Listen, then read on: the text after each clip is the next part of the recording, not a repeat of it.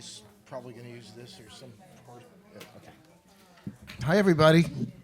Welcome. It's great to see such a big crowd tonight, although I kind of had a feeling there would be a lot of people here because of the danger aspect. People like danger. Yeah. So just a couple of quick announcements before we turn it over. If anybody needs to escape during the reading, just raise your hand.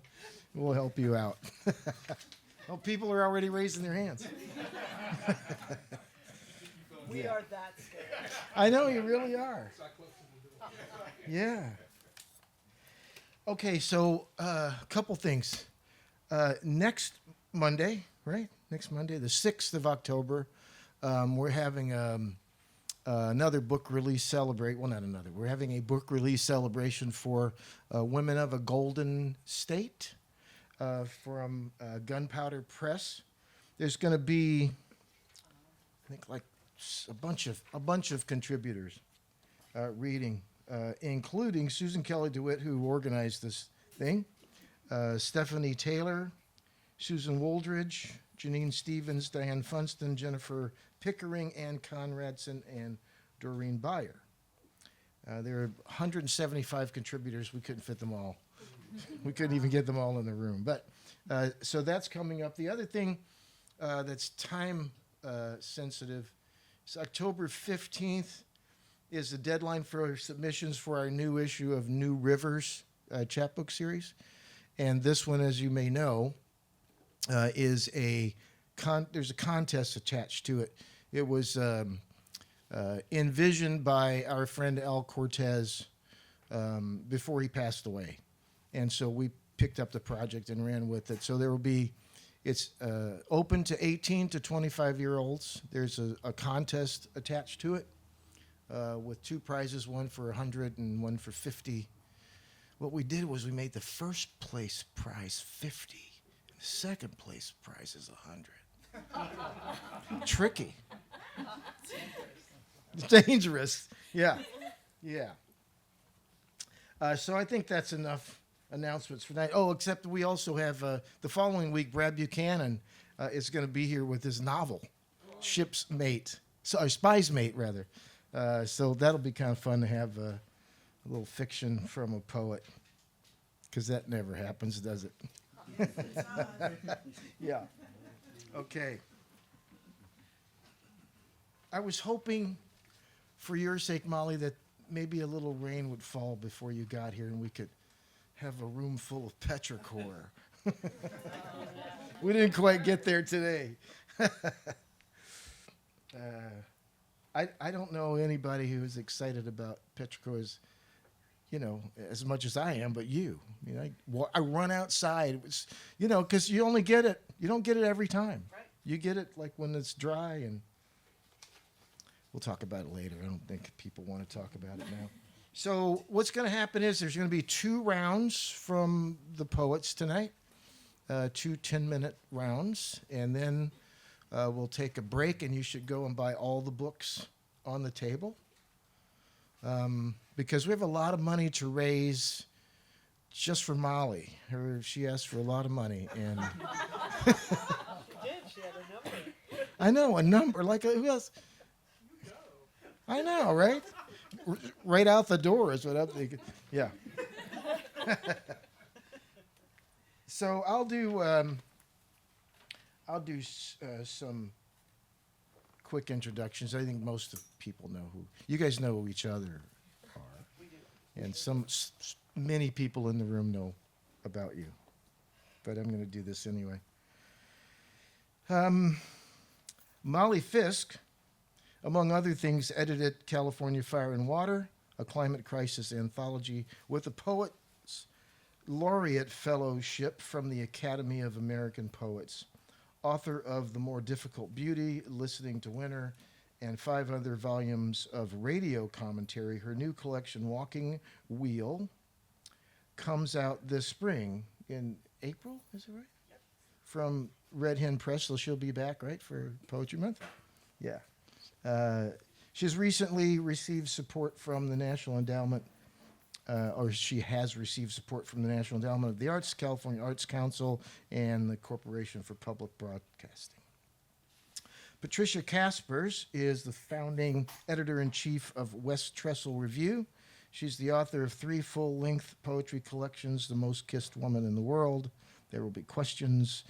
That's not a book, that's a statement. Some Flawed Magic, and In the Belly of the Albatross. She won the Nimrod Hardman Pablo Neruda Award for Poetry, and before becoming a librarian was named the best columnist and education reporter by the State of California Newspaper Publishers Association. Pretty cool.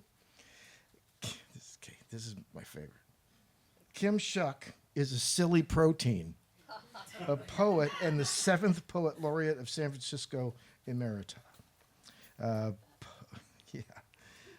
Publication protocols being what they are, she has authored between 12 and 9 solo books and participated in editing, contributed to, and co-authoring a substantial number of others.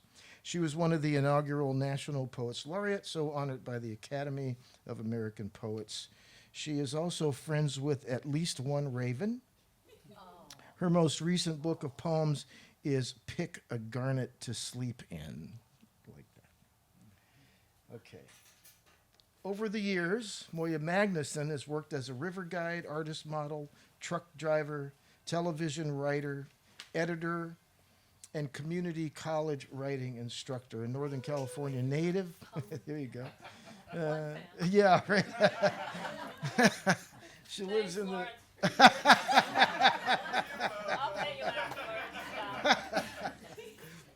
afterwards. Yeah. She lives in the Sierra foothills, where she has spearheaded many art actions and initiatives, including El Dorado County's Poetry Out Loud competition, Veterans Voices, Barbaric Yelp. Such a wonderful phrase. Everybody should have one barbaric yelp in their lifetime. And Black Lives and American Overture. She is currently the Poet Laureate of El Dorado County. So there's like 3 Poets Laureate among this group. So raise your expectation. My county doesn't have one. Yeah. Well, we'll just say you are that anyway. Well, we were just saying, you know, like, Do it. Yeah. it's like every laundromat in California now has a Poet Laureate. They're everywhere. So are you taking the lead? Please welcome Molly Fisk, who will explain it all to you.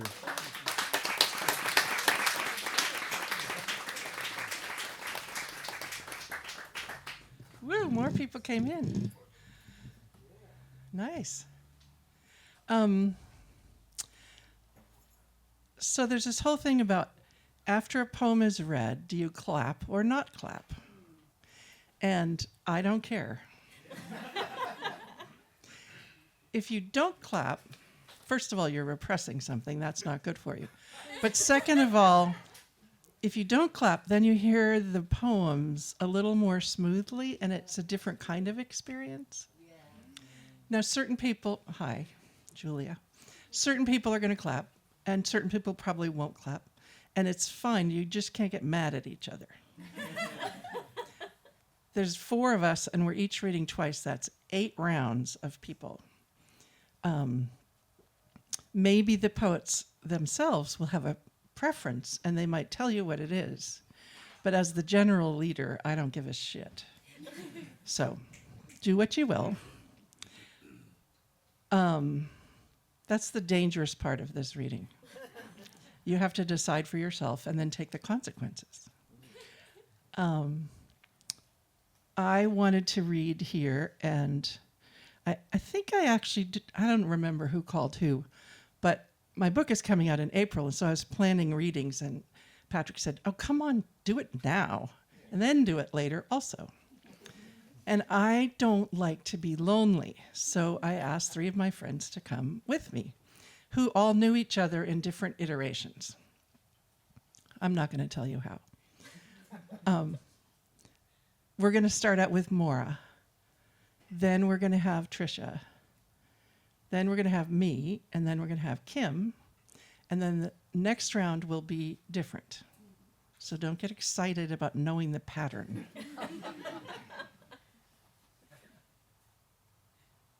So you're up. Yeah. Hey-o, everybody. Thank you, Lawrence, back there. Yeah. So coming here and then hearing about dangerous women, and I started thinking this morning, well, what is it to be dangerous? Is it to, dive in a shark tank in the Pacific Ocean? Is it to ride motorcycles? Just trying to think about danger. And when it comes to poetry, I realized, and I think so many of the audience's poets, you understand that you're kind of writing into your fear a lot of the times, even though you might not know it when you're doing it.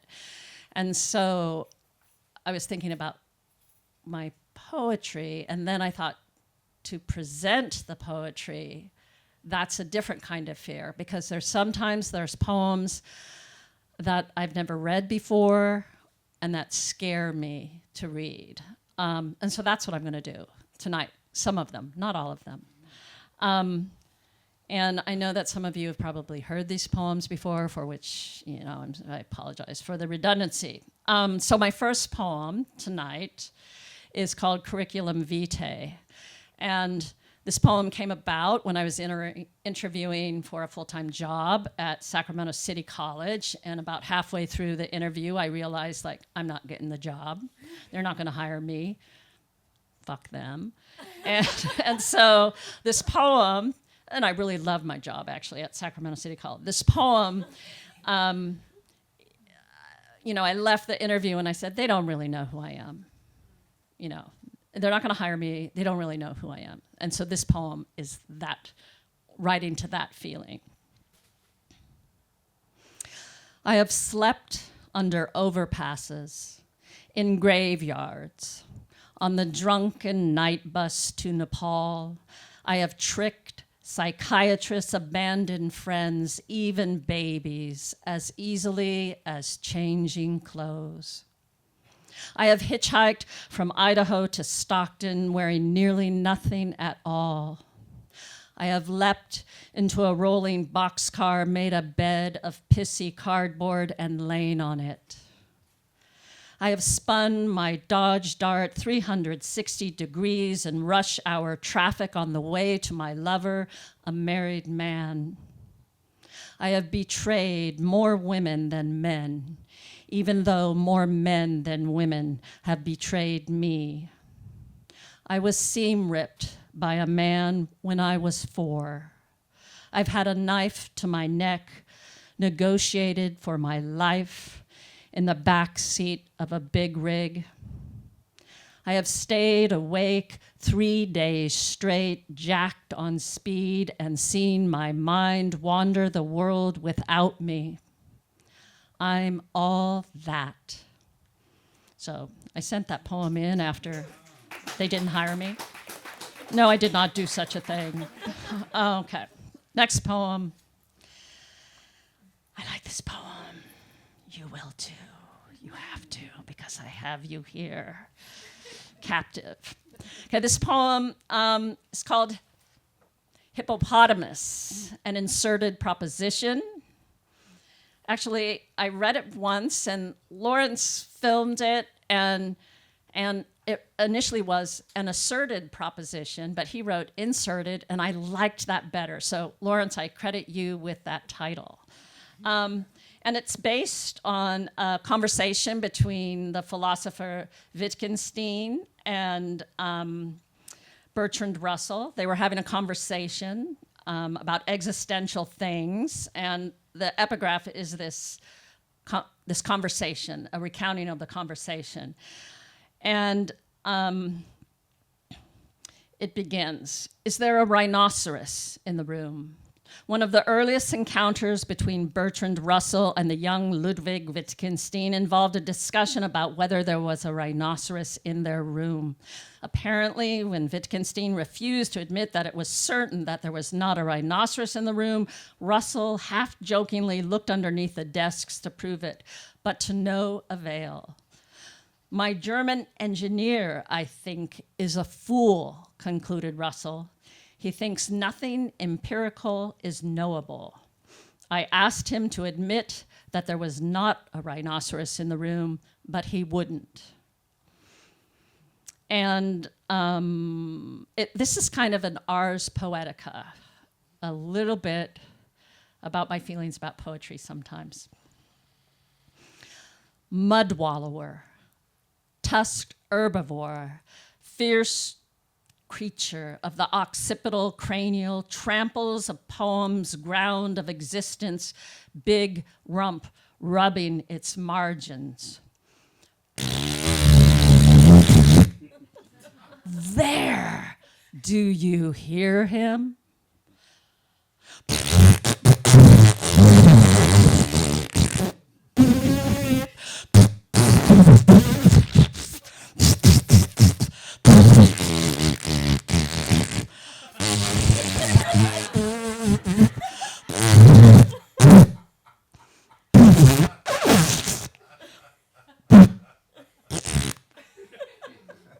Go on, you heard him. He just shat and peed.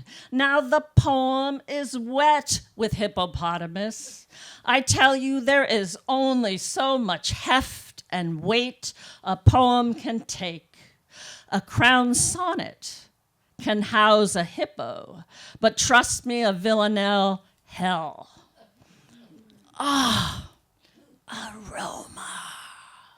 The redolent indolence of a certain hippopotamus. Never mind the certainty of this hippopotamus in this poem, chewing on the fallen fruit of logos, the long lianas of lines, tromping tercets, headbutting stanzas off the page. He can do and undo everything. Look! Over there, at the watering hole, he has got himself into quite an enjambment. Hippopotamus, hippopotamus. Oh my, there are 2 hippopotamuses in this poem. They are rotting, engaged in their fat frisson of excitement. Oh, oh, oh, oh, oh, oh, oh, oh! Dear reader, voyeur, you are disturbing them. The hippopotami would now like you to quietly excuse yourself, take your feeble, flimsy inner tube of language, kick down river with your puny legs, and over the falls to the crocodiles.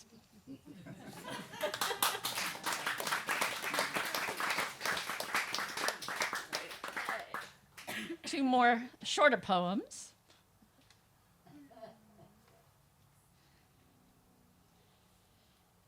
This one I don't read. I don't think I've read this in a long, long time.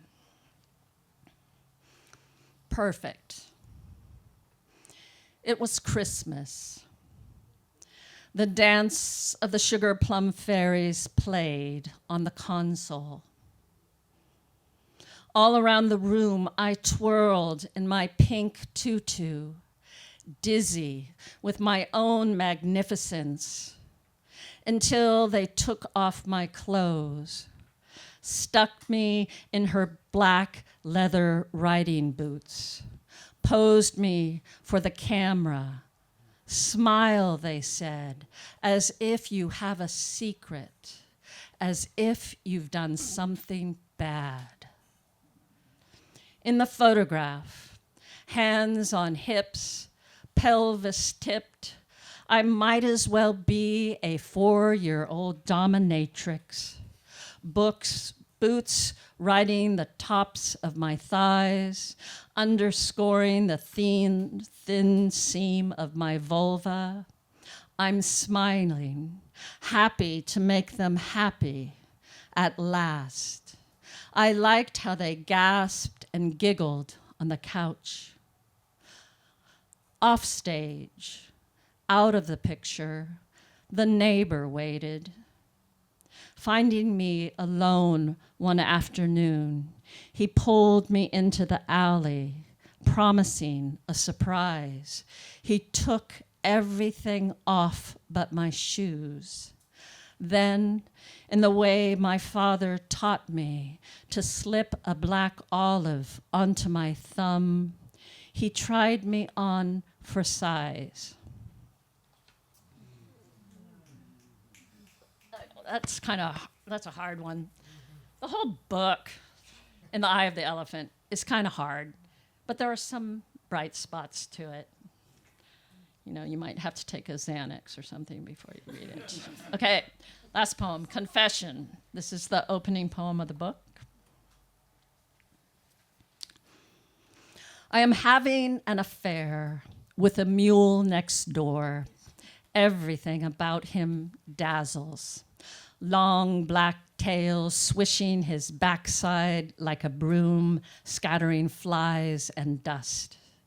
His corded, muscled neck pushing me along the fence, his eyes dark with spite and sorrow.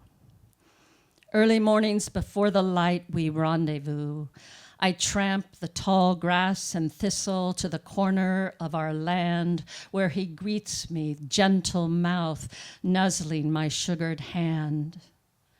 Usually, I am content just to be near him, but sometimes the urge to climb inside his body is unbearable. We are both mongrels, born to parents worlds apart, lineage a cul-de-sac. Saddled with our onlyness, we understand our ending, how it finishes here in this field, suffering each other madly, in love with apples, sugar, words and wind, the scent of earth and heaven. Thank you. And now, it's Tricia, correct? Tonight's Poet Laureate of the Sacramento Poetry Center, Tricia. There you go.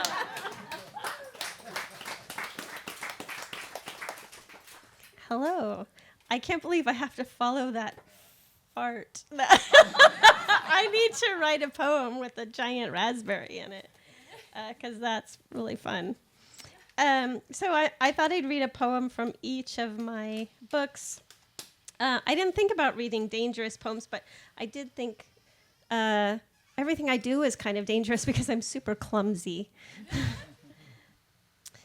So this is, I'm in a blended family. I have a stepson, I have a daughter, and then my husband and I have a son together. And I never thought I would be in a blended family. I grew up in a blended family. I was kind of miserable. So I swore it would never happen to me. But here I am, and it's all worked out fine, despite what you hear in this poem. Unearthed Notes of a Mother Welder. Day 2863. My fingers no longer stretch to catch the wind or curve to cup fresh water to the fire of my mouth, but make a ladder frozen at the end of my torching arm. Glove leather is fused to the fleshy seams of my palms. I've breathed the smoke of intention, blinded myself with sparks of faith. And yet, the current is always too high, the arc too long, the weld cracks again. The metallurgist says it's impossible to make art of a non-ferrous daughter, a cast iron father, to sculpt them into a composite family. I own I am heat weary, but perhaps I'll try once more with my heart as electrode, my blood the flux. Thanks. So I was a terrible student, and everything I've learned from writing a poem about it, pretty much. So for that one, I got to learn about welding, which was really fun. I do actually find myself saying regularly, "Oh, I learned about this thing because I wrote a poem about it." So this poem, this is from my second book, Some Flawed Magic. This is my not for sale resale copy. And so I grew up in Auburn. I was born in Auburn. My whole family generations, we were all born in Auburn. And then I moved to the Bay Area, and then I moved to Massachusetts for 5 years. And I was really, really unhappy.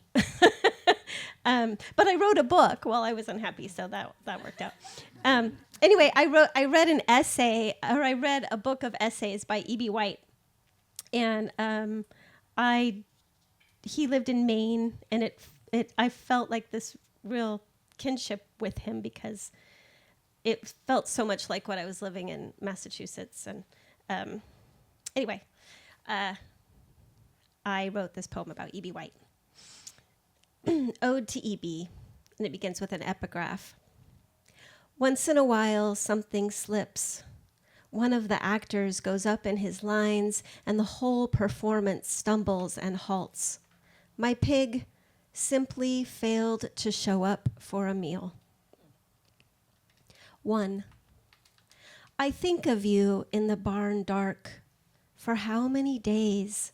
While summer churned itself slowly into autumn. You're there, haloed by white feathered swallows' nests and propped on a 3-legged milking stool.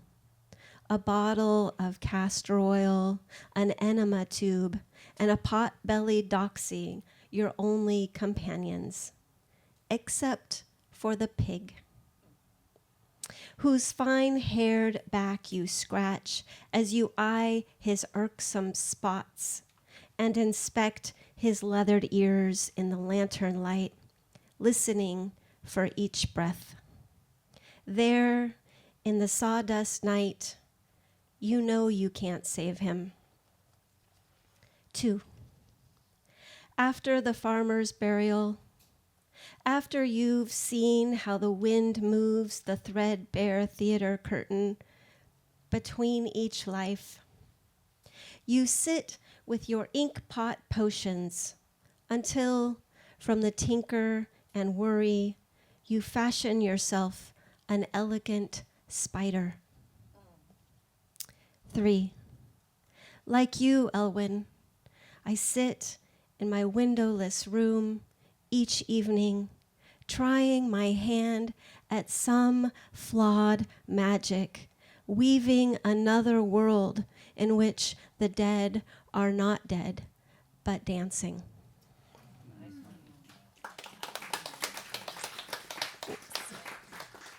And this is my most recent book, The Most Kissed Woman in the World.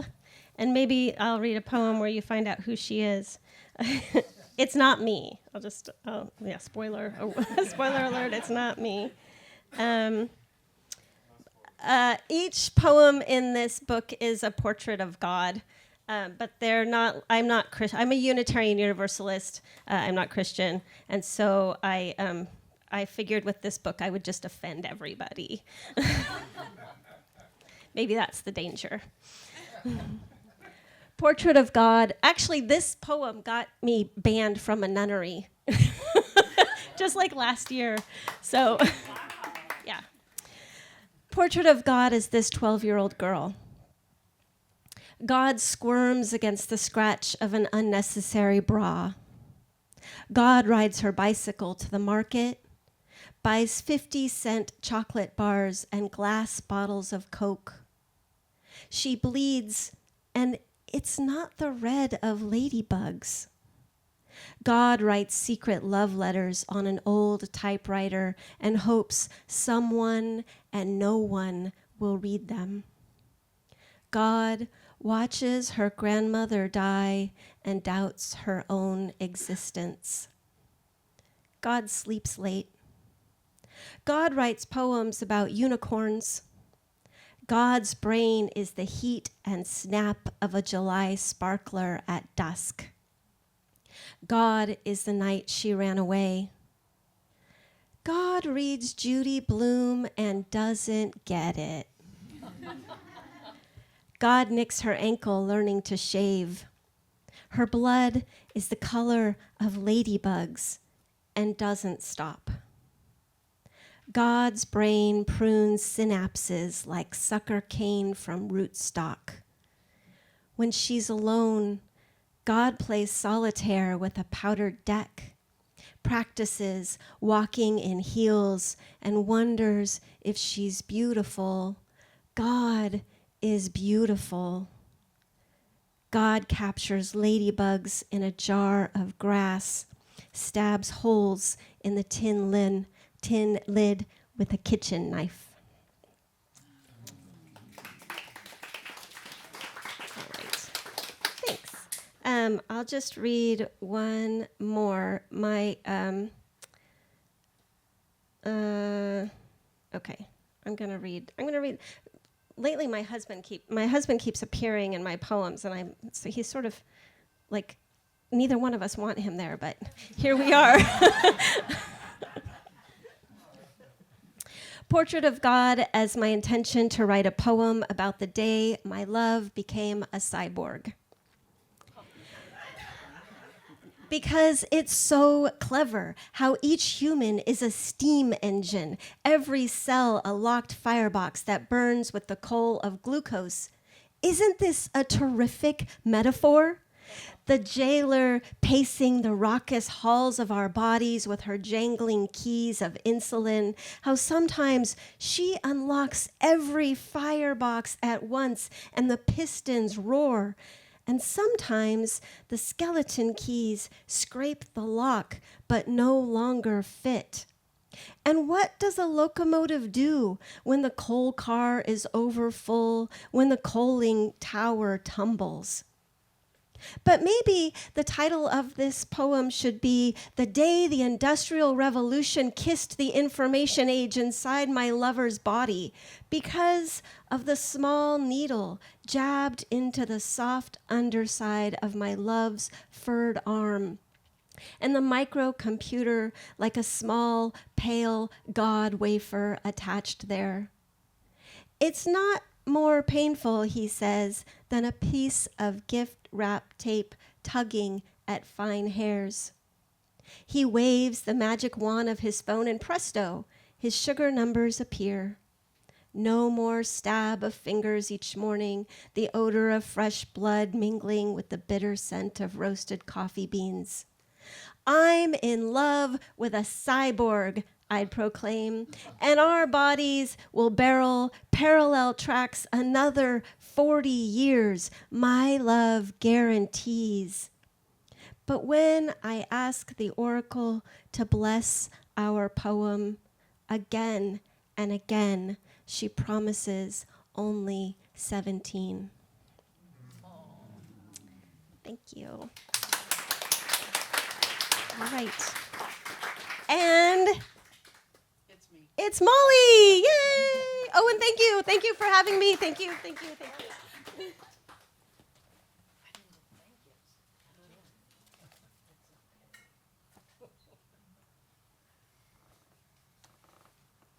This 10-minute idea was crazy. Did you just say, can we go home? No. Never mind. I don't know what's going on. First of all, I probably have 50 minutes of poems right here that I'm not going to read you. So I wrote this book. I sort of channeled this book about a young couple in 1875.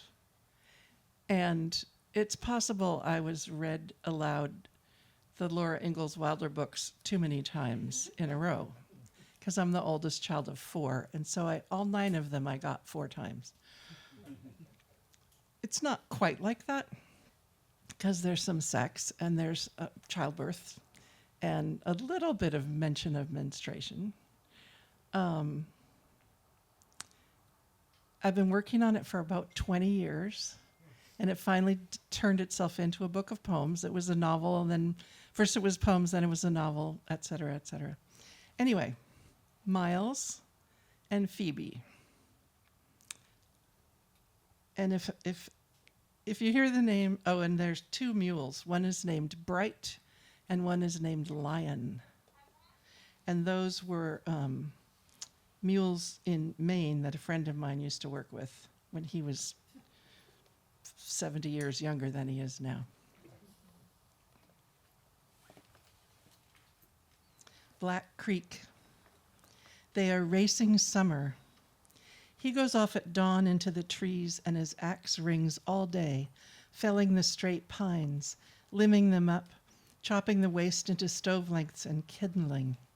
She joins him in the afternoons to load the wagon bed with fuel, and then they saw and saw until her hands can scarcely hold their grip and her shoulders ache. Her skin has worn raw. At night she wraps her palms in strips of rag dipped in fat and a pinch of salt. It stings but brings the calluses on faster. They sit on the porch steps in mid-July twilight, tossing a stick for the dog until even he tires, falls to the ground at their feet. His lolling tongue the color of half-ripe berries, the ones that hang on their arched canes above Black Creek. She's never built a barn, just made 100 pies in her mother's stove to feed the builders. She does not count the boards they've sawn, fearing the number will lower her spirits too far for revival. I could eat half a pie myself, she thinks, looking out across the yard, if only I could keep my head up long enough.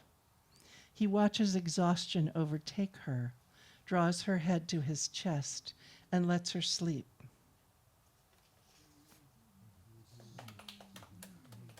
Supper.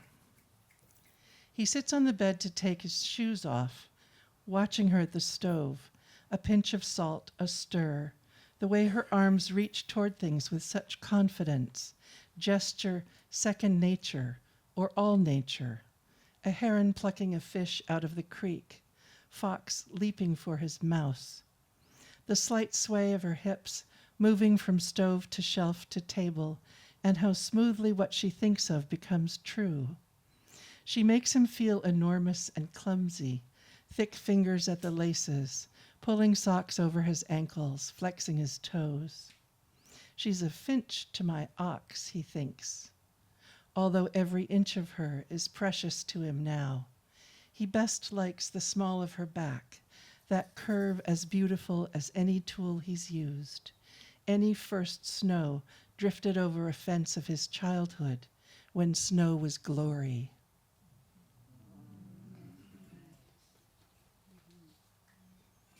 Dark inside the house. This is called Fiddle String.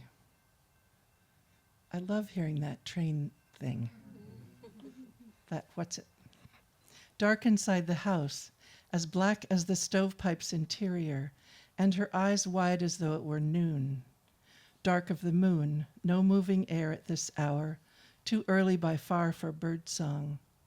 But in her mind's eye she can see the softness of his face in sleep, how his jaw slackens, the muscles of temple and cheek relax. Miles is a calm man, unhurried and steady, but he can acquire a certain tension at times when the weather shifts to impede or hurry his work, when a tree falls off the mark, akimbo, or one of the mules won't eat. He doesn't borrow trouble, but he sees its tracks and knows its scent. Approaching fatherhood has sharpened all his senses, she thinks. More to be done, more to protect. He isn't afraid of the new life, just alert in a different way, tuned like a fiddle string to a higher note. A scatter of stars now through the open window. They are so far from us, she thinks, and cold. Why do they bring me comfort?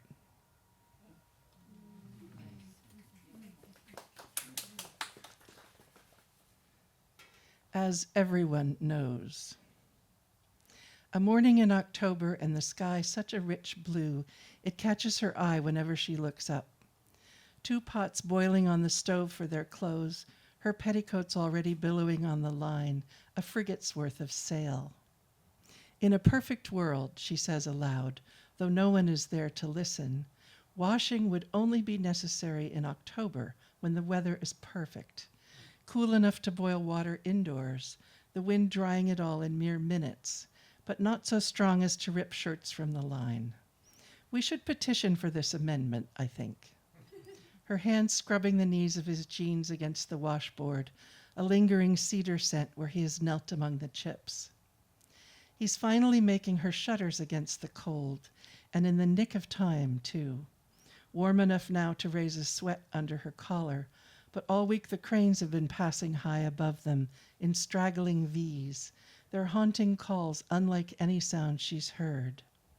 The legend is that they trail the snow behind them, 3 weeks or 6, and your cordwood had better be stacked and dry, your potatoes and apples safe in their bins before the flocks vanish to winter over somewhere south on marshy ground. They're too high to shoot, almost invisible against that blue, but Miles and Jim fetched down 5 geese, which hang now in the barn awaiting Thanksgiving and Christmas. She addresses the elbows of his second favorite shirt. A certain calm is required to clean but not rend fabric this well used. Its dark green paler at seams and stress points than when it was new. A slight fraying at cuff and placket she binds up every 3rd or 4th washing to make it last. Shirts are hung by the side seams at the hem, as everyone knows, and inside out so as not to lose their color any faster. She pins this one in place, and the wind fills its sleeves, a scarecrow upside down, a ghost reaching into the future. Thank you.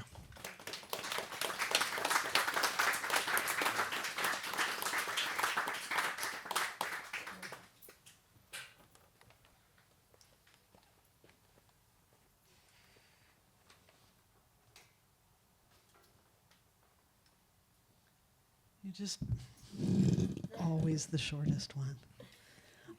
You just reminded me of one time somebody approached me at a fair and said, we're asking everybody not to use their dryer this week. And I was like, I don't have a dryer. Like, what do? I hang them outside.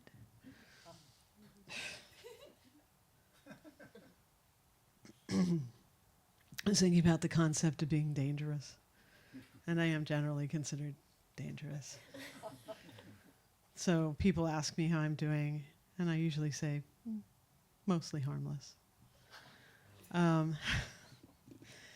But the community that I've spent most of my life in views older women as dangerous generally, and I have, in the not too distant past, acquired a death threat from the Klan, which, if I actually knew where it belonged in my resume, I'd put it there. Because essentially, I think that means I did my job. If I'm offending the Klan, I'm sorry, sweetheart, I can't really talk much louder. It's real. So you could come here and sit in my chair. I know it's bad. Thank you. I've recently been diagnosed with a family disease that means that if I try to talk too loud, my throat closes up, so I'm not just being a pain in the ass this time, although I probably will be. Is that better? Yeah. Good deal. This is why we have things that amplify our voices, I think. Can you read The Shattered Glass? Field strip a poem, hands smelling of poem oil and cordite. Cough raven down.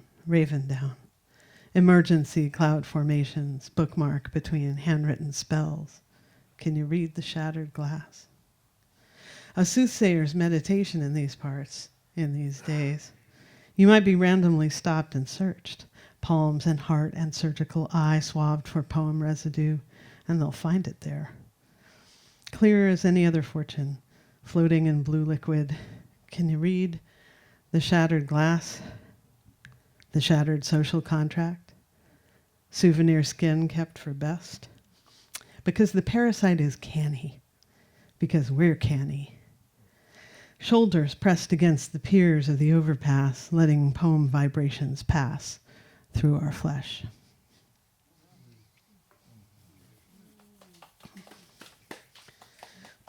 Don't worry about the applause. I used to tell people that I'd pout if they didn't clap, but I think some years later I'm over that. The days shuffle and translate. Imagine gluing your thoughts to the wall. Today, I will think in sunrise and buttons, make prayer chords from landmarks and discards. She sings swallows and hummingbirds down here among these tiny pomegranates, each inner voice a mourning mother, a dance with red-tipped fingers. I can't remember where the stars were when your words caught me by surprise. The weaving, the water held there, a willingness to believe sometimes in that arc of other weavers, something glimmers just like that. Reflection on polished volcanic glass, the edges left thick, less threat than musing. The way we look in someone's memory, the way we look when there's no threat, the way we can be treasured, released, re-articulated, a thing of hands and pride. Now is when you learn to step over the creek. Here, where the redwoods sing, they pull cold and darkness with them.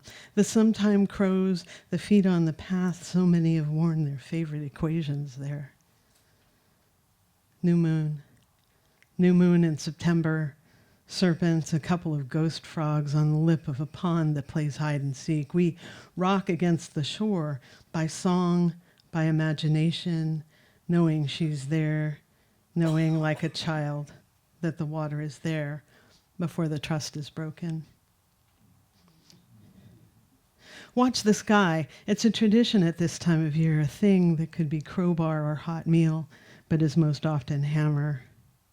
We're nails here in this warm, breezy time, nails that won't cooperate. We bring our arguments with us, planets seeming to change direction, but the conversations don't get any clearer, a learned antagonism. Your joys unmet might be medicated by emotional violence. We've watched you do it for years. Are among those who are welcome to the air if we promise not to breathe.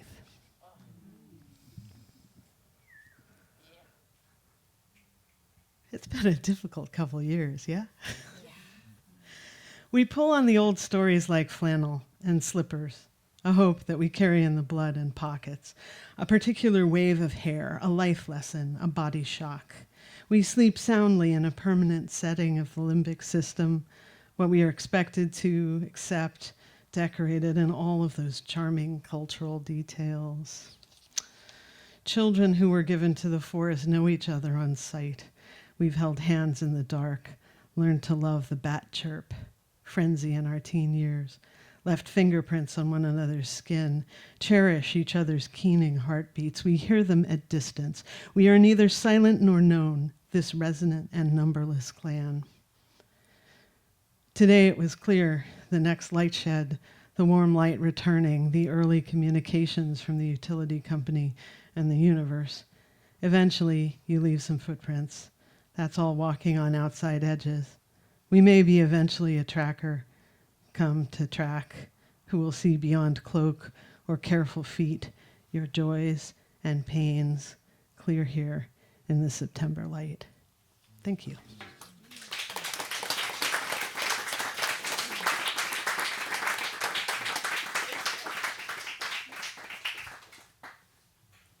Who the heck is next? I think it's break time, isn't it? No, we're not having a break. We are unbreakable. We won't remain unbroken. I think it might be Trish. Oh, is it me? Yeah. Okay. And then All right. Moira, and then Kim Janet, and then me. All right. I'm back so soon. I'm sorry, I'm reading off of my phone. I promise I wrote them on paper or I typed them, but my printer died. So these are new poems. I thought I would share a few new poems. And my apologies to Moira because she just heard one of them on Sunday or Saturday. Anyway, here we go. Oh, so I'm writing a series of Daughter of a Dead Addict poems. So the first two are from that series. Daughter of a dead addict learns to brine olives. In the beginning, folks made oil of the bitter. Later, the fruit, spilled in the sea and discovered salt softened, became sustenance. No one knows whether this is true. Later again, there was lye to quicken the ripening, the way Pitocin hastens a birth, yet something is lost or sharpened. As a child, olives were a way to pass time. One black bowler hat capped each waggled finger before dinner, until at 14, your father sent you home with a jar that glowed buttery gold, a secret delicacy, yours alone. He lived in orchard country then, hiding, he said, from the mafia. So dramatic, the mafia. Anyway, he stole money or borrowed to return the money he stole. You wouldn't learn the half-broken truth until he was gone. You wasted hot days on a dirt bike, raced through the aged grove like a mosquito in search of blood instead of beauty. The slight silver leaves in sunlight, the green promise. Without the burn of lye, brine is slow.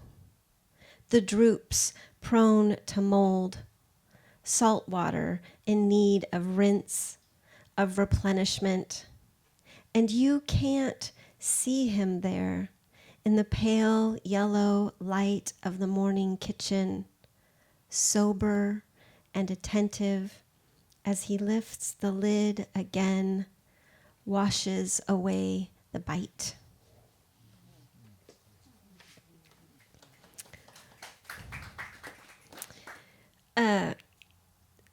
So this is a true story. Well, they both are, but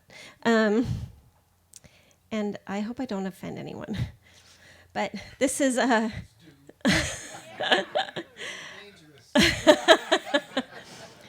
daughter of a dead addict learns to tell a joke. Once we hiked a torn road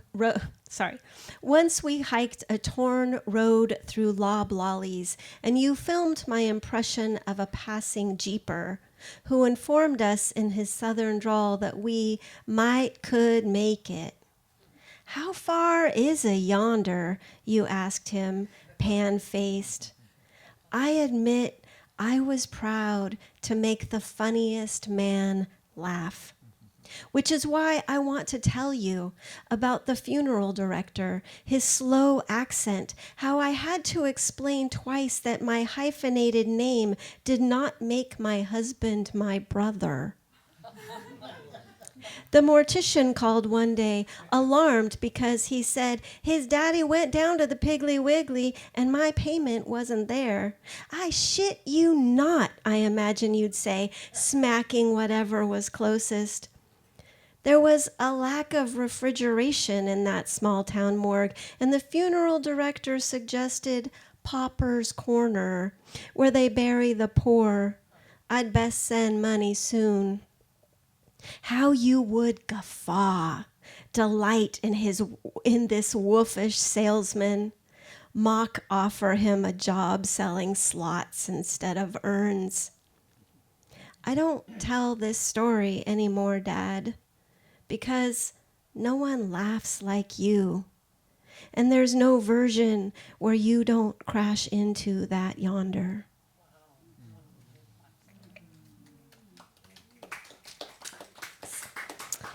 And this will be my last poem.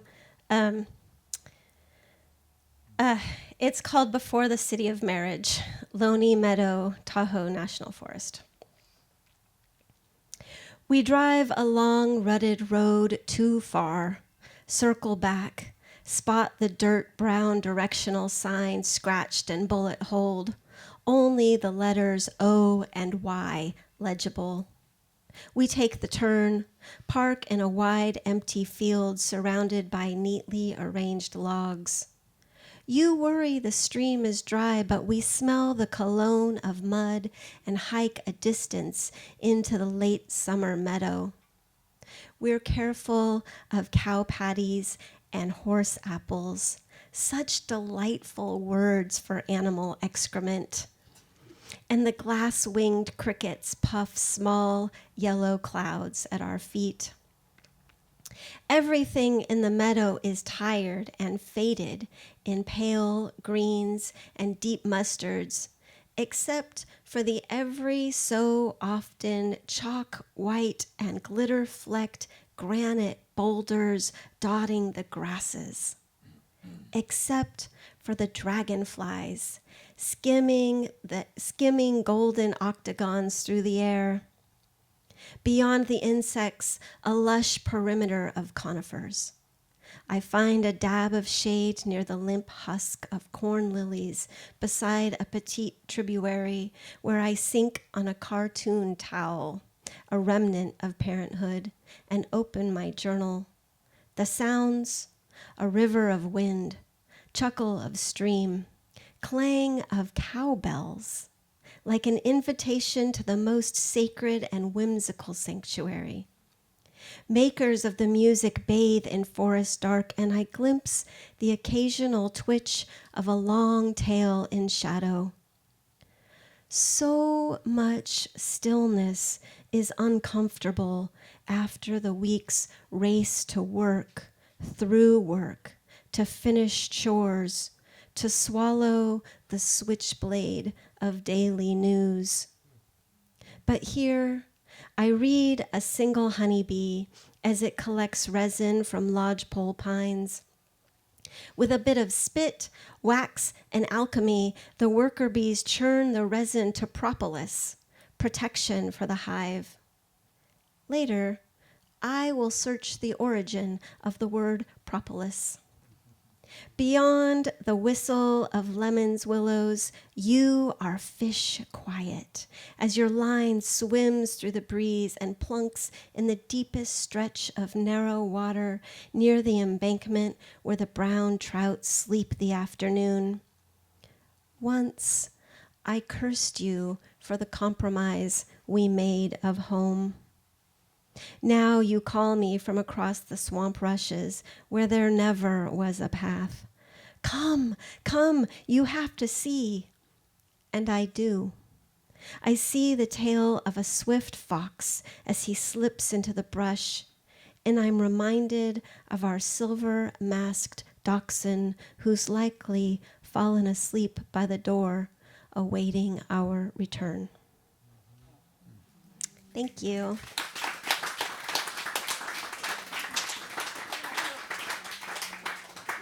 Is it Moira? I think it's Moira. Come on up, Moira.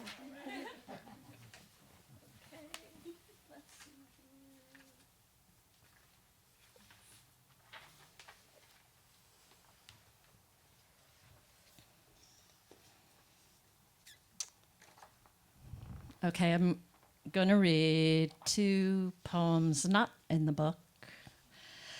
And one will take you back like 17 years ago into a time, a long, long, time ago,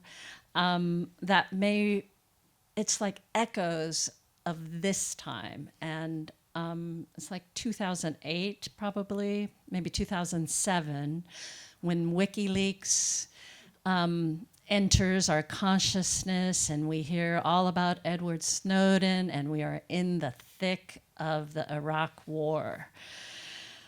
might be a little earlier, I forget the exact date. And I think you'll recognize the unease in this poem that I felt then. I can't write right now about what's unfolding in front of us.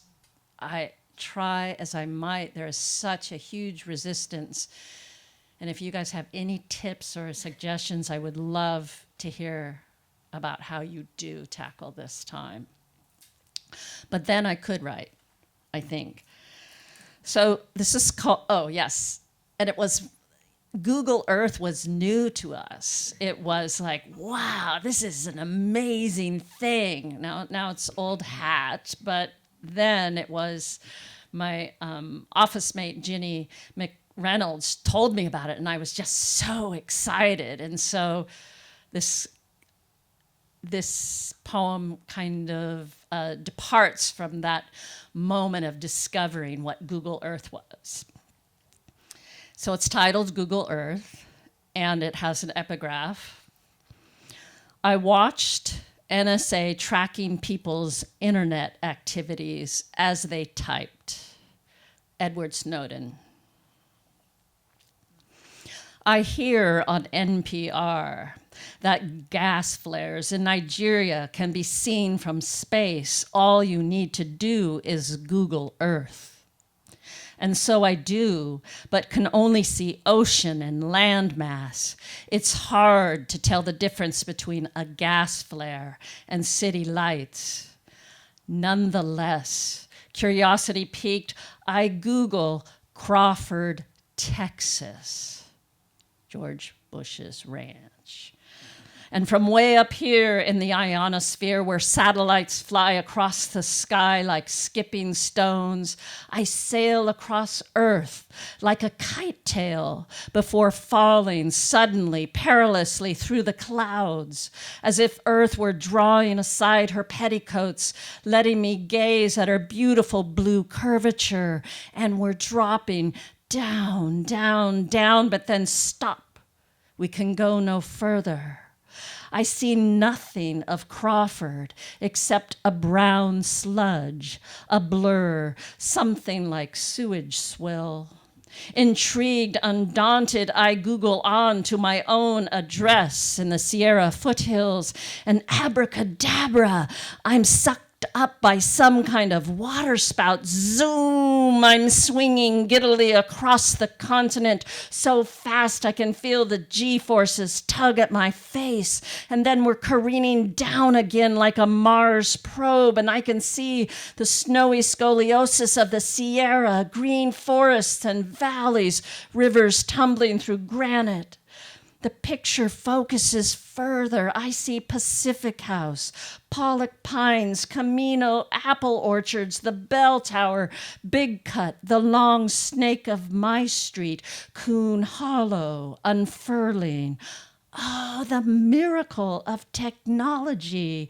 Our neighbor's house, perfectly kept and swept, with the appropriate 100 feet of defensible space, his 2 horses, his 3 sheep. At my desk, I move the mouse to the right so the camera is oriented on our house. And there's our backyard, full of coyote bush and manzanita, a fire trap for sure. The back deck and bird feeders swarming with sparrows. On top of the house, the weather vane points east, the direction of the wind now blowing. And look at this. There's my husband in the driveway, getting ready for work, opening the camper shell on his pickup, loading his saw and tool belt. Why, out the window, I can see him moving, just as he's moving on screen. I adjust the mouse a bit more, position it over the skylight of my office, and there I am. Here I am, maneuvering the mouse at my desk, and I look up, and it's as if I'm receiving God. The camera pours down into the green iris of my eye, into my pupil, and I look on screen, and There's my optic nerve, blazing in electricity. We're traveling fast now, light speed, axon to dendrite, dendrite to axon, on a pulse of serotonin, on a river of hormones and hot current. And I think fleetingly, a microsecond of my high school physiology teacher, Mr. Juritsma. Oh, if he could see me now, zipping around in my own brain, naming its cells and processes, and then I see him, my teacher, Mr. Juritsma, with his crooked off-center smile in front of the classroom, staring at Michelle McCarter, long-legged in orange hot pants, and then I see Michelle, flaxen hair, cascading down to her ass like Rapunzel, and then bzzzt, an electrical arc into another area of my skull. I'm listening to the radio, hearing our president say he won't cut and run. And I see the young man at the gas station in town, half his body gone. And then on screen, a string of wards. I hate this war. The men who prosecuted rag and bottle merchants of horror. I wish Dick Cheney would topple over at the podium, mechanical heart given way at last, crash to the ground like timber falling. I want George Bush to spontaneously combust. And now the screen is vivid with white-hot anger, and I hear a helicopter. Far away at first, then closer. The screen fuzzes. Outside, a great wind is churning as if a storm had suddenly blown up. Leaves are flying. The cats dart across the garden looking for cover. My husband's head is turned up. He's stunned to see the Apache hovering just above the road. And then the agents leap out the cockpit, headsets on, rifles in hand. They push my husband to the asphalt, a boot on his neck. Bullets are hailing through the front door. The cats are yowling, and I can hear the men stomping through the house, yelling, "Where is the motherfucking Al-Qaeda bitch? Where is she?" And there they are at my door. Here they are now. The pressure of a gun against my head, and on the monitor I see a man with a Glock shoved to my temple just before the screen goes dark.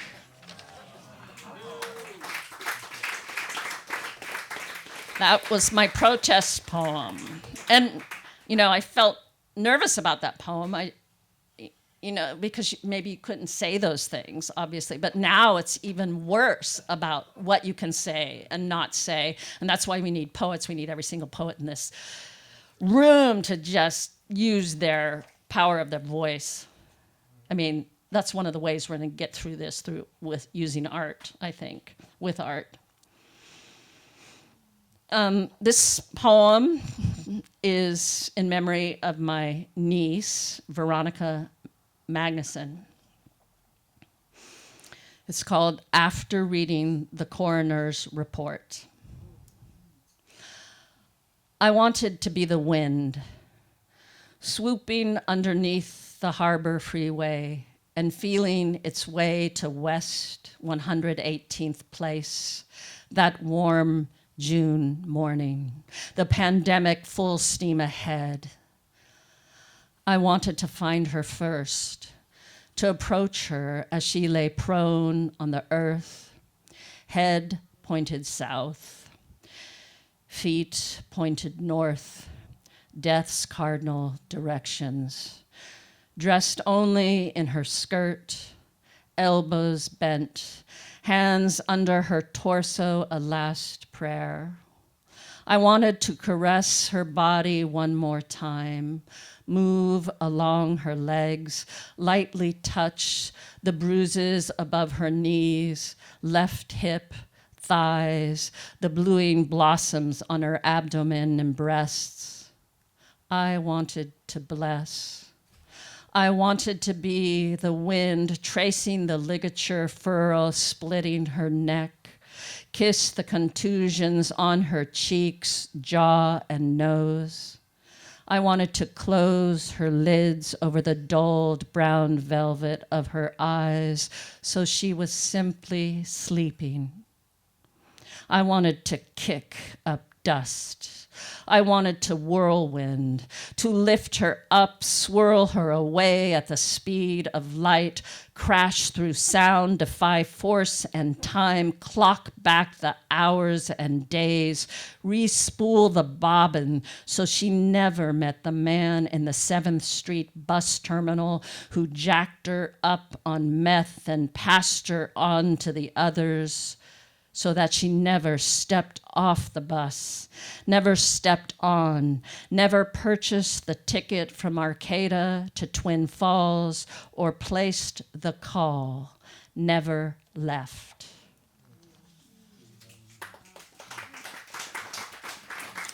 One more short poem.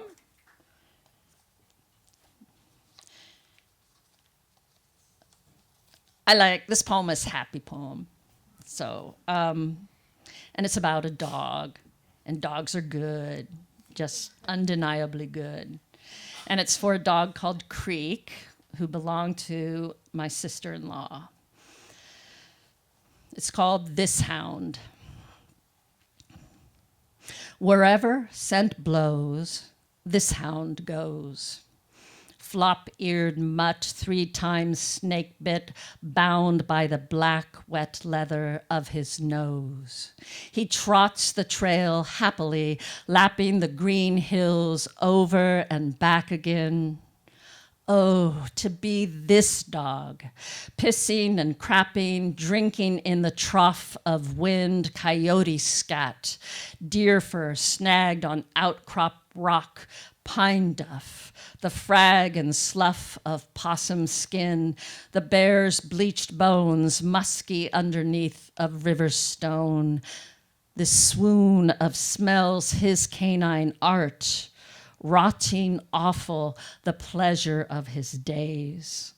Unlike me, he loves this stinking world. With all his wagging heart, he barks rough praise. Thank you.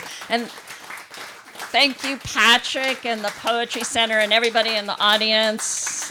It's a real pleasure always to read here. It's exquisite, so thanks. And now we have Kim back at it.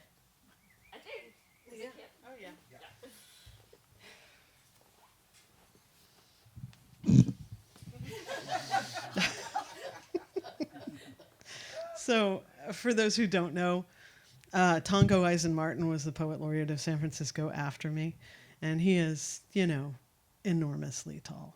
I have a picture of us standing in Bird and Beckett bookstore in San Francisco. I'm on the stage, he's on the floor, he's still 6 inches taller than I am. But as a result of following each other as laureates, we often got to follow each other in life, so we have a whole slapstick act about how I can't reach the mic after he reads. This is a little easier. Hunting in the downtown. You know how the deer on Market Street are, with their stoplight eyes, picking their way down old runoff paths, past the disappearing relocated indigenous women. The ravens are here to sing us visible, drumming on their collection of upended pots and industrial buckets. Don't you tell me how we've changed. We were right there, near the department store, near the burial site, singing to the ancestors. This is not an abstract gesture. It's not a schoolroom exercise. There are predators here. And the maps of safe passage change every day. And the wind comes up in the afternoon. Don't you tell me how we've changed. The roots of this hill have learned what to call you just about. Our clothes collected for the festival, our family members taken to who knows. You might just sit down and listen for a change. I'm not part of your curriculum. We're a whole other thing, light reflecting off the miles of glass. How many feet deep was it? Can you hear the water like shattered windows, piled just like them, just where the tall buildings lean like stealing? I'm not sure I write anything but protest poems, to be honest. And if you're into the death poems, I don't know if we brought them, but I did write 55 straight days worth of poems about murdered and missing Indigenous women. And there may be copies of that back there. It's not a secret. It's called Murdered Missing. You can't miss it. Wow. Well, my daughter was murdered. So I take it a bit personally. You know how it is. Blood trace and beads. These are strength moves. And when they tell the story later, the shake in your muscle won't show. The tremors, distracting as they are, this endless rope of tied together words. Surely there were never so many in your mouth. Surely it's a sleight of hand, because these and other tricks, quietly bleeding, these handprints, you know, that we can use any rock or window or stair tread as an eye. Call it gaining perspective. And those who believe that even this pain is some kind of theft. A diagram of prayer paintings, the invocations overlapping. This is a song of uncertainty, but faith, the frog of timing, the frog of distractions, a snake of prayers. These are stories translated from the original in Bay Frog, in Goodwater, that still moves under the pavement, a pavement surface broken by painted flowers and imagined cornstalk roots.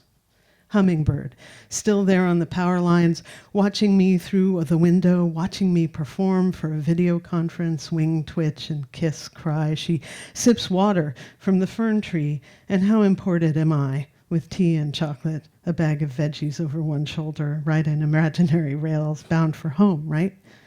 Heading home to the hummingbird, a female, less feather flash, but she's been there for 2 days supervising as I build poem nests of lichen and spiderweb.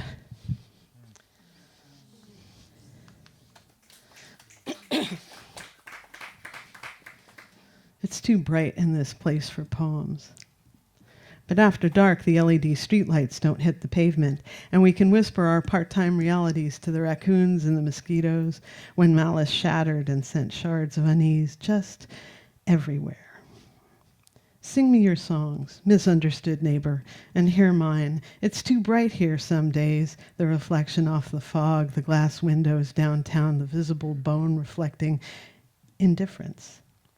So sit down for a moment and tell me all about it. Blow lightly on the handful of self and watch it go darker and anti-coal. Let the chill soak flesh. These dreams, miscommunications translated into many languages, including another woman's skin, a handful of self that beats softly against the palm, a rhythm of every loved song, every strained connection, the hermit gene, what hides under the leaves, what hides in plain sight. It's funny the way we carry September in the blood, the poets we know after the reading, the ones we read, the close encounters trying to put community back together, scrap and scrap. The seams, the seeming knots, the blackmail, the dark threats, the turn of a season. Hours of surviving self, twist, string of words around fingers, pass them hand to hand, changed, pass them hand to hand, the game, the insight, the rummage, someone's cards and bracings creaking, challenge step and step towards the harvest moon. The man rejects violence, but he understands the threat to bomb an event with children, this harvest, this sharp with cinnamon and ginger, this collection of fraud, the bracings, the structures shift. Harvest walks the streets. I have one more for you. I'm not going to leave you in that mood. I think it's a responsibility. But I'm really grateful to have been here. Every time I've read here, which is 3, I think, at this point, has been for something glorious, and it's really fun to read with these women. And I thank Molly for inviting me. My father doesn't believe in poetry, and he will tell people if I bring him to a reading that I am still an enormous disappointment because I didn't go to Annapolis, which is where he wanted me to go. And I had an appointment to Annapolis, so it was really, really upsetting for him. We didn't talk for a decade. But when I read this one, he goes, "That's true. I was there." Which is about as good as it's gotten. Bridges and Crossroads. I'm 60 now. okay? Just for the record, this is some years back. Bridges and Crossroads. WPA bridge over the Neosho. I stood on it in full flood with my dad, the water just kissing the underside of the boards, the river moans shivering up my legs. It stood until a flood licked out the footings.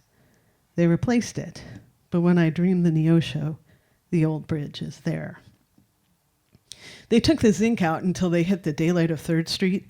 You could see the crack in the pavement. It looked like another pothole, and there was sunlight in the mine. Sunlight, just there, with the dull ache of lead and the grim scowl of Jack. Those cottonmouths know some songs, too. They know some fish songs. And once, crossing Tar Creek Bridge, a grandma snake got hit by a pickup, and in her last breaths, we drove up on her there like a burning library. Her songs falling away in curls, taken by updrafts, like smoke prayers near the water. She looked me in the heart and whispered just the one secret.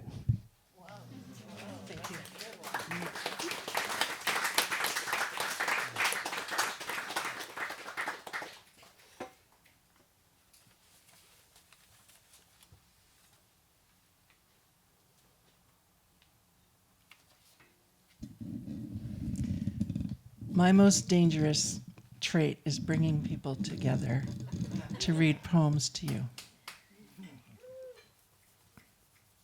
We want to encourage it, Mama. I will do anything you ask.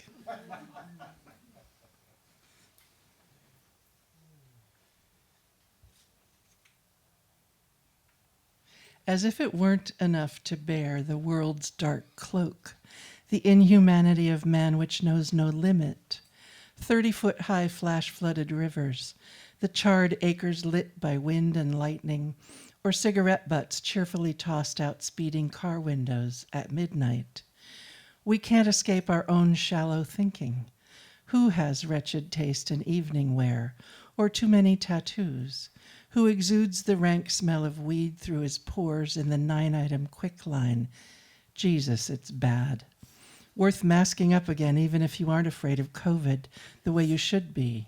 Managing so many large and small disasters while newly on a budget and nervous about keeping your job or Medicaid or Social Security. And the chemo has ruined the nerves in your feet, so you keep falling in strange places for no reason. Fuck. And then Gaza and Sudan and ICE picking off people who aren't white enough to live in this country or at all, according to the spiteful rich bastards in charge this week.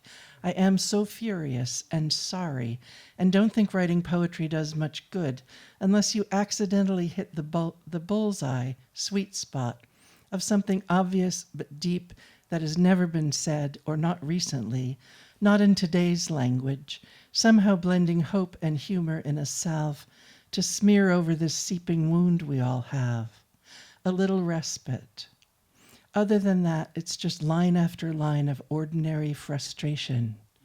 And now we're all sitting around on a Friday morning in July, and I just turned 70, the coming of age of everyone who's ever been elderly.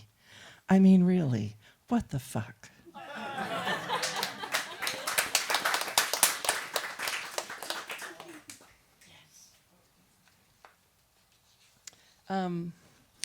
I just went to Boulder, Utah, population 150.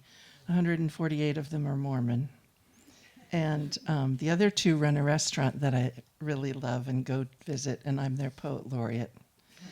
Because the thing I learned early on as a poet was that instead of waiting to be designated a poet laureate, you just go get one, get a place to be poet laureate of. So somebody told me this at the big writers' conference, and I listened. Anyway, I'm their poet laureate, and I was just there driving my wretched old car to Utah and back.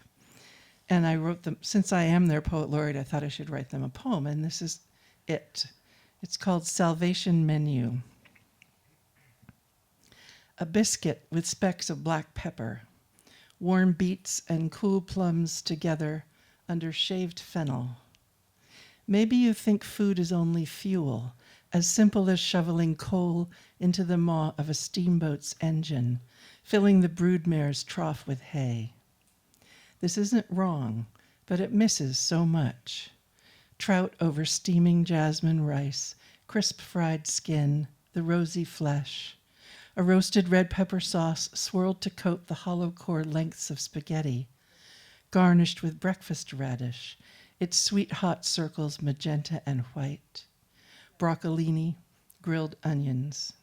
Maybe you think food is merely domestic, utilitarian, good for spouses, children, parents, cousins, then clean the kitchen, that's enough.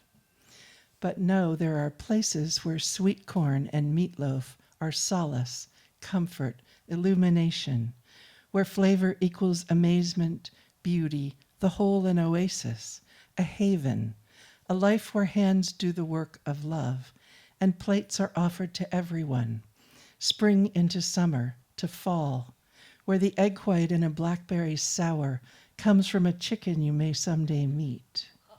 This too is true political action, devoted, tenacious participation in saving the world, every rinsed drinking glass, each greeting to someone who drove quite a way through an ancient landscape to get here, to sit with strangers in company, weapons aside, joined by slices of pear gingerbread doused in caramel.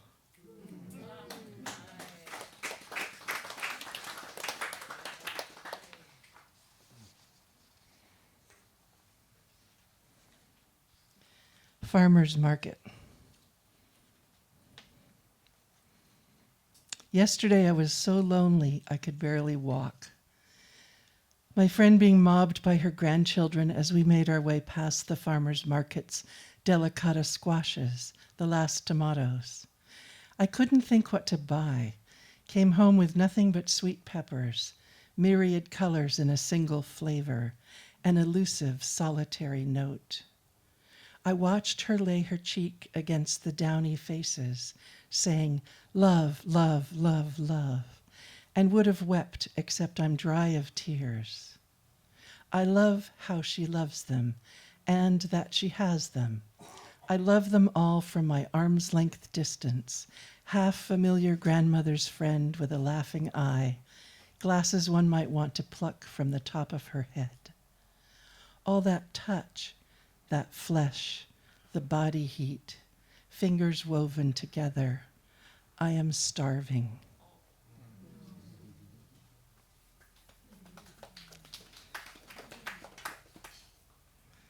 The real truth is I was too angry to have children by myself.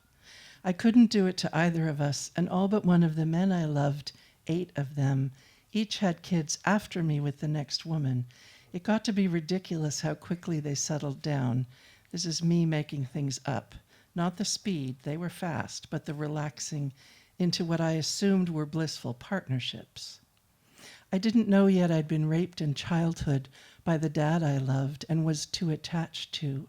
I just kept getting mad about anything, frustrated, unforgiving, somehow completely unconsolable. And by the time the amnesia cleared, like fog over San Francisco Bay, it was too late. And of course I was afraid the impulse to molest was genetically transmitted, and I might suddenly hurt a child just because I knew how.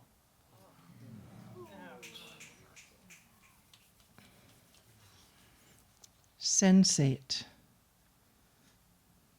I don't want to die yet. I want to keep this feeling on a summer night, not in Firefly Country, but as if there were magic like that among the trees, something natural and nearly holy, and cool air after a day of stupefying heat. Take the nouns and every name I've ever known, the half-memorized poems, my long side stroke, my car's bright keys. I can drift above the lake's silent current. I don't lead locomotion. Nor do I require an ocean, replete with tides and fierce hungers. I've heard years of that erratic, mesmerizing heartbeat. It's enough. Just a little longer, though. Please, leave me something. an owl, and scattered stars, the living darkness.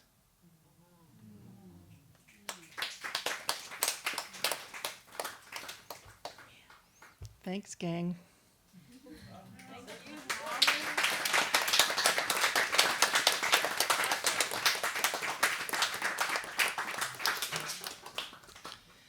So, danger is whatever you want it to be. You can look us all up on social media and ask us questions about how you're doing it and what you want, and ask for copies of poems. We've got books back there you can buy if you feel like paying for anything. That's all I know. Thank you for coming.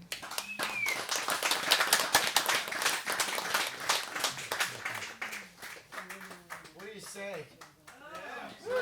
Stand up.